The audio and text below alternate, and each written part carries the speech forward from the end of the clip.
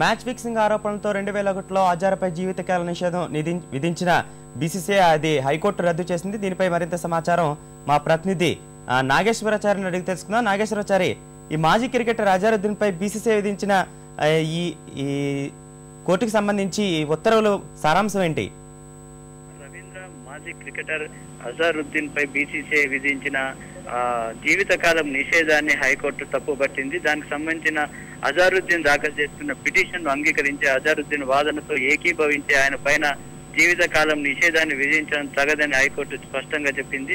2001లో Azharuddin match fixing పాల్పడ్డారన్న ఆరోపణలపైన BCCI ఆయనపై నిషేధ వేటు విధించింది. జీవితకాలం క్రికెట్ ఆడకుండా ఆయన పైన విధించింది. అయితే గతంలోనే అజారుద్దీన్ బీసీసీఐ నిర్ణయాన్ని సవాల్ చేస్తూ సిటీ సివిల్ కోర్టును ఆశ్రయించారు. అయితే సిటీ సివిల్ కోర్టులో అజారుద్దీన్ కు వ్యతిరేకంగా అంటే బీసీసీఐ నిర్ణయాన్ని సమర్థిస్తూ సిటీ సివిల్ కోర్టు కూడా తీర్పు చెప్పింది. చివరకు తర్వాత అజారుద్దీన్ సిటీ సివిల్ కోర్టు తీర్పును కూడా సవాల్ చేస్తూ ఆ సిటీ సివిల్ కోర్టు ఇచ్చిన నిర్ణయ తీర్పును అదే విధంగా బీసీసీఐ నిర్ణయాన్ని రద్దు చేయాలంటూ హైకోర్టును ఆశ్రయించడం జరిగింది. దీనికి సంబంధించి హైకోర్టులో జస్టిస్ మహంతో అదేవిధంగా జస్టిస్ కృష్ణమోహన్ రెడ్డి ఉన్న ధర్మాసనం దీనిపైన విచారణ చేపట్టింది. సుదీర్ఘమైన వాదనల అనంతరం సిటీ సివిల్ కోర్టు ఇచ్చిన తీర్పును రద్దు చేసింది. అంటే ఇచ్చినటువంటి నిర్ణయం చెల్లదనే విధంగా చాలా స్పష్టంగా పేర్కొంటూ హైకోర్టు తీర్పు ఇచ్చింది. అంటే ప్రధానంగా బీసీసీఐ వాదించింది అంటే బీసీసీఐ అనేది ఒక బోర్డు, ఒక ప్రైవేట్ సంస్థ.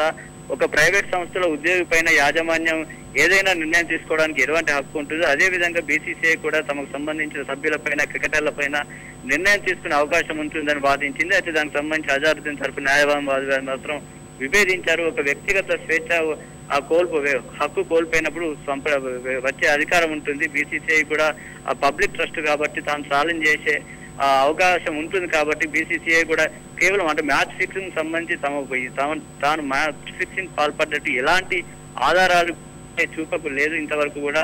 అయినప్పటికీ కేవలం ఆరోపణలపైన విధంగా చేయడం తగదని అజారుద్దీన్ వాదించారు. అజారుద్దీన్ వాదనతో ఏకీభవించిన హైకోర్టు ఈ నిర్ణయం తీసుకుంది. రవీంద్ర, ధన్యవాదాలు చారి.